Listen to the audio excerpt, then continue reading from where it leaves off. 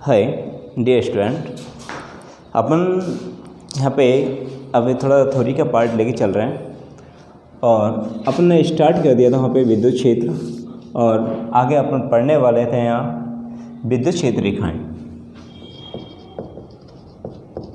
विद्युत क्षेत्र रेखाएं, देखिए विद्युत क्षेत्र रेखाएं होती क्या है। उन्हें विद्युत बल रेखाएं भी बोलते हैं या विद्युत बल रेखाएं।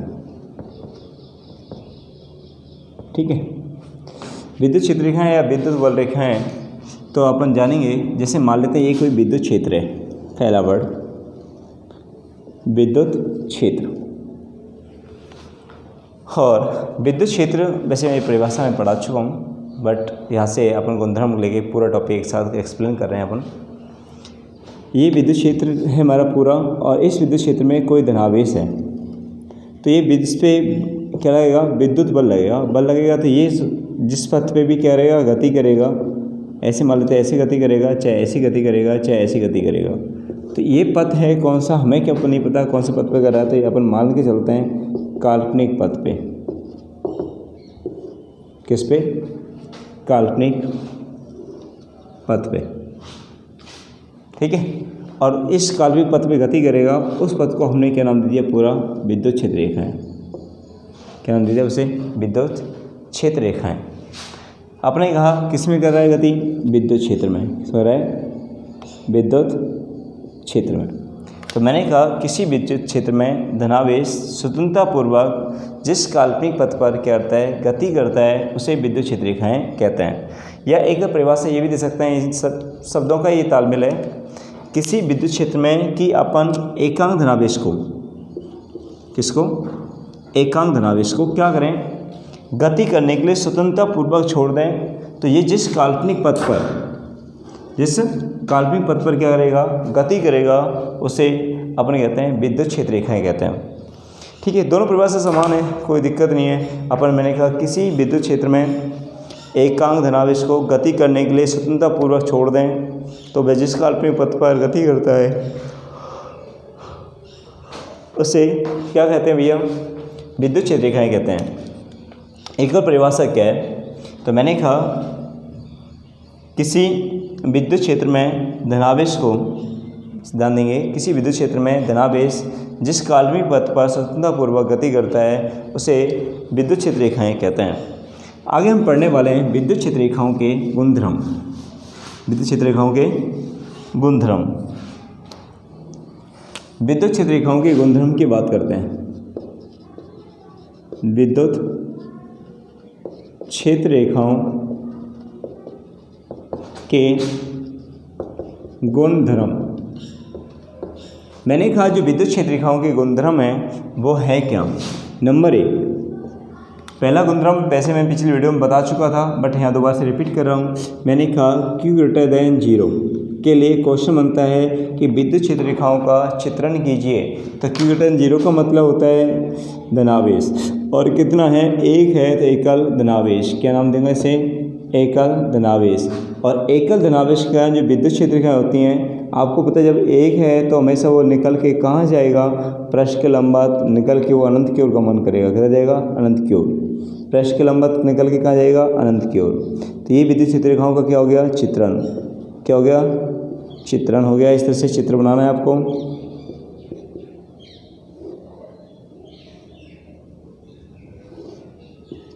विद्युत क्षेत्र रेखाओं का क्या है? चित्रण है।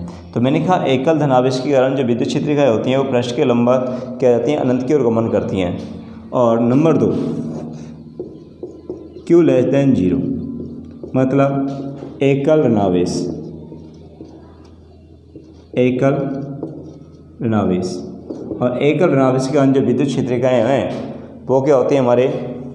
जैसे -Q आवेश है, और जो विद्युत क्षेत्र रेखाएं पृष्ठ के लंबवत अनंत से आती हैं, ऐसे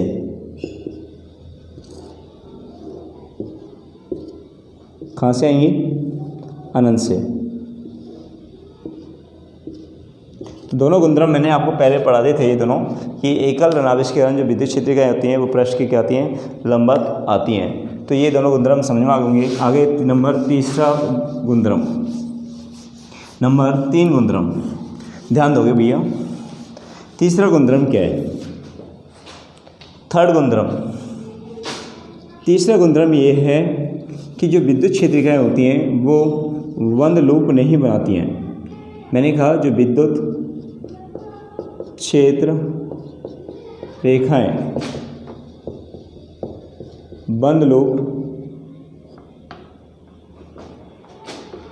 लूप या अपन बात करें बंद वक्र नहीं बनाती हैं। अब ये क्वेश्चन आता है अपने आप में, बंद वक्र क्यों नहीं बनाती हैं? मैंने कहा जो विद्युत क्षेत्रिकाएँ होती हैं वो बंद लूप या बंद वक्र नहीं बनाती हैं। क्यों नहीं बनाती? रीजन क्या है?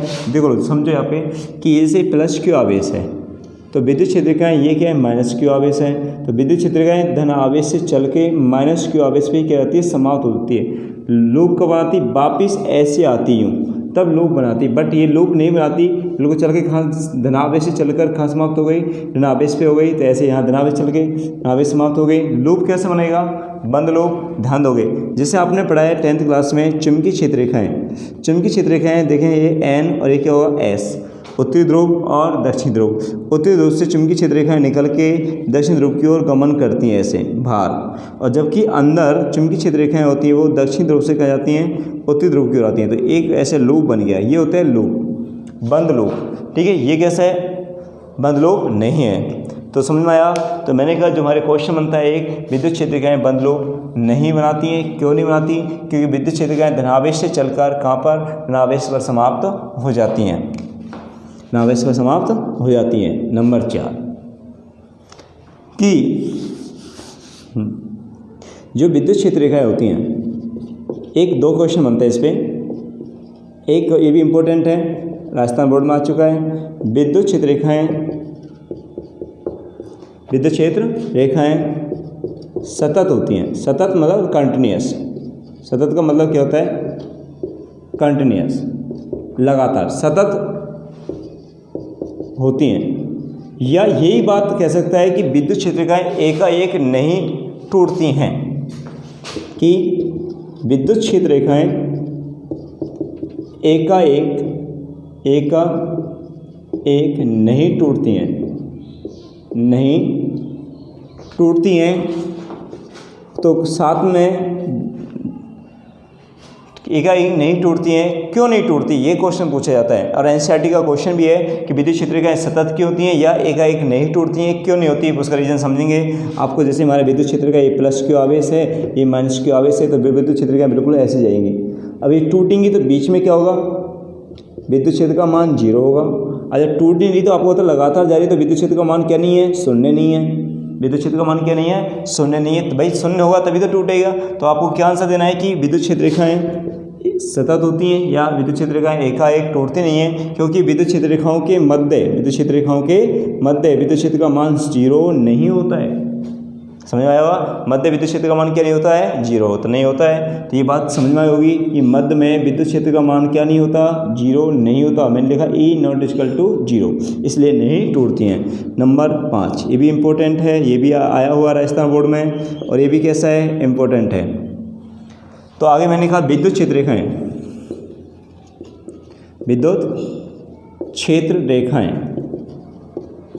एक दूसरे को परस्पर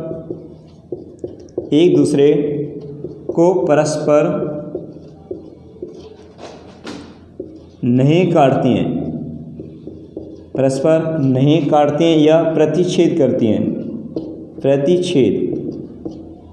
नहीं काटती हैं या नहीं प्रतिच्छेद करती हैं।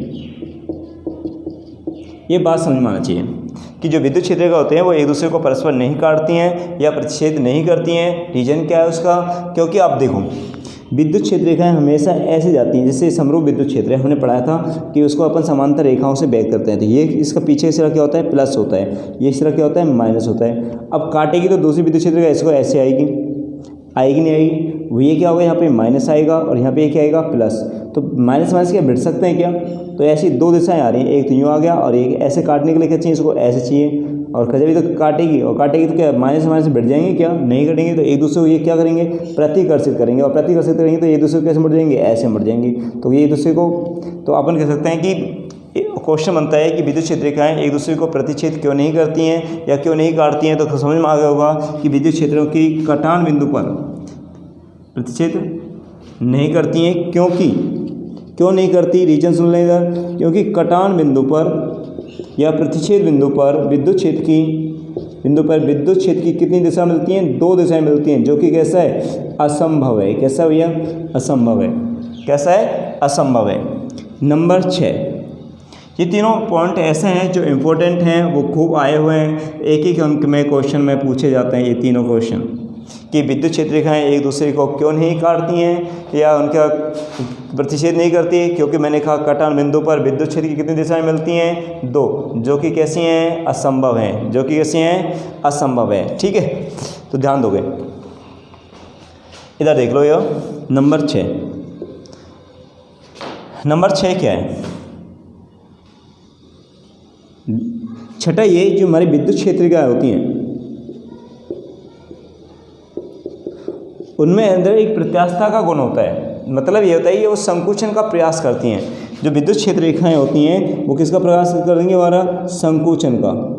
मतलब उनके अंदर क्या होता है, लचीलापन होता है। क्या होता है भैया, लचीलापन होता है या प्रत्यास्थता का गुण होता है। तो मैंने कहा वो किसका प्रयास करती हैं, वो संकुचन का प्रयास होती हैं। मैंने कहा जो विद्युत क्षेत्र रेखा होती हैं वो कैसे होती हैं, लचीली होती हैं, जो कि किसका प्रयास करेंगी, संकुचन का प्रयास करती हैं, अर्थात प्रत्यास्थता का गुण मौजूद होता है। नंबर 7, आपको पता है कि जिस स्थान पर, जैसे हमारे प्लस क्यू आवेश है और ये क्या है, माइनस क्यू आवेश है, हमने ऐसे विद्युत क्षेत्र रेखा खींची, और ये विद्युत क्षेत्र रेखा को किसी बिंदु पर हमने क्या खींची, एक स्पर्श रेखा। क्या खींची है, स्पर्श रेखा। और स्पर्श रेखा खींच रहे हैं, तो स्पर्श रेखा पर ये स्पर्श रेखा है वो किसको व्यक्त करेगी, हमारी ये स्पर्श रेखा विद्युत क्षेत्र की दिशा को व्यक्त करती है, विद्युत क्षेत्र की दिशा को, विद्युत क्षेत्र की दिशा को व्यक्त करती है। मैंने कहा विद्युत क्षेत्र रेखाओं के किसी बिंदु पर, विद्युत क्षेत्र रेखाओं के किसी बिंदु पर खींची गई जो स्पर्श रेखा है वो किसको व्यक्त करेगी, विद्युत क्षेत्र की दिशा को व्यक्त करेगी, विद्युत क्षेत्र की दिशा को व्यक्त करेगी। इसके बाद हम बात करते हैं 8वां गुणधर्म। 8वां गुणधर्म के लेके हम बात करते हैं यहाँ पे। तो मैंने कहा 8वां गुणधर्म क्या है, नंबर 8, कि विद्युत क्षेत्र रेखाएं जिस स्थान पे क्या होंगी, सघन होंगी। कैसे होंगी भैया, सघन मतलब डेंसर। कैसा भैया, डेंसर, सघन होंगी। मतलब उस स्थान पर विद्युत क्षेत्र कैसा होगा, विद्युत क्षेत्र की मैं बात करूंगा उस स्थान पर। मैंने कहा विद्युत क्षेत्र रेखाएं कैसी हैं, सघन हैं, तो उस स्थान पर विद्युत क्षेत्र कैसा होगा, अधिक होगा। कैसा होगा, अधिक होगा। कैसे होगा, अधिक। देखो इससे क्या समझो, जैसे प्लस क्यू है तो विद्युत क्षेत्र रेखाएं ऐसे जाएंगी, यहाँ से ऐसे प्लस के लंबा जाते हैं, ऐसे ये प्लस क्यू आवेश, इसके पास विद्युत क्षेत्र कैसे होगा, अधिक होगा। यहाँ देखिए विद्युत क्षेत्र रेखाएं कैसी है, पास पास हैं। जैसे दूर जा रहे हैं तो विद्युत क्षेत्र रेखाएं कैसे होगी, कम। विद्युत क्षेत्र कैसे होगा, कम। ये दूर है तो ये कैसी है, विरल है। कैसे हैं, और जिस स्थान पर विद्युत क्षेत्र रेखाएं कैसी हैं, विरल हैं। कैसे हैं, विरल हैं, तो हमारा विद्युत क्षेत्र कैसा होगा, कम होगा। कैसा होगा भैया, कम होगा। विद्युत क्षेत्र कैसा होगा, कम। इसके बाद जो समरूप विद्युत क्षेत्र रेखाएं होती हैं, विद्युत क्षेत्र रेखाएं कैसे होती हैं, समरूप होती हैं। ध्यान दोगे। नंबर 9, विद्युत क्षेत्र रेखाएं कैसे होती हैं, समरूप। कैसे होती हैं, समरूप। और उस स्थान पर जो विद्युत क्षेत्र कैसे होता है, समांतर हमारी विद्युत क्षेत्र रेखाओं के द्वारा व्यक्त करते हैं। कैसे व्यक्त करते हैं, समरूप विद्युत क्षेत्र है। और समरूप विद्युत क्षेत्र को मतलब होता है समान रूप से, जहाँ भी आप बात करेंगे क्षेत्र में बात करते हैं समरूप विद्युत क्षेत्र, और समरूप विद्युत क्षेत्र को अपन समांतर विद्युत क्षेत्र रेखाओं के द्वारा व्यक्त करते हैं। किस द्वारा व्यक्त करेंगे अपन, समांतर विद्युत क्षेत्र रेखाओं के द्वारा व्यक्त करते हैं। और नंबर 10, असमरूप विद्युत क्षेत्र को, असमरूप विद्युत क्षेत्र को अपन किससे व्यक्त करेंगे भैया, असमरूप है तो कैसे होगा, वो टेढ़ा मेढ़ा ऐसे वक्रीय विद्युत क्षेत्र रेखाओं के द्वारा व्यक्त करते हैं। किस द्वारा व्यक्त करते हैं, वक्रीय विद्युत क्षेत्र रेखाओं के द्वारा व्यक्त करते हैं। ठीक है, अगले मैं यहाँ पर बात करते हैं। अगला टॉपिक हमारा है विद्युत क्षेत्र की तीव्रता और बिंदुवत आवेश के कारण विद्युत क्षेत्र की तीव्रता और बलो आवेश विद्युत विद्रोह। तो मैं 2 वीडियो में ये चैप्टर फिनिश करूँगा। अगली वीडियो में अपन देखेंगे इनको। प्लीज़ ठीक है। तो प्लीज़ सपोर्ट आप ध्यान देंगे। मैंने कहा अगले 2 वीडियो में इन चैप्टर को अपन फिनिश कर लेंगे। जिनको जो न्यूमेरिकल नहीं हो पा रहे हैं प्लीज़ एक बार मुझे कमेंट्स में लिखें और बताएं सर ये न्यूमेरिकल्स प्रॉब्लम आ रही है।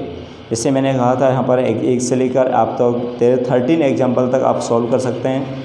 एग्जाम्पल नंबर 1 तक 13 तक इधर को आप मैंने कहा अंकीय प्रश्न नंबर 1, 2 सॉल्व कर सकते हैं और उसके बाद चौथा एग्जाम्पल अंकीय प्रश्न कर सकते हैं और ध्यान ये 5वां अंकीय प्रश्न भी आप सॉल्व कर सकते हैं, ठीक है। और एग्जाम्पल नंबर 8 जैसा बिल्कुल हुआ वो कौन सा है, अंकीय प्रश्न नंबर 9 है। यदि आपको एग्जाम्पल नंबर 8 समझ नहीं आया तो प्लीज़ कमेंट्स में लिख के मुझे बताएं सर सॉल्व कराना है या नहीं कराना है, ठीक है। Okay bye.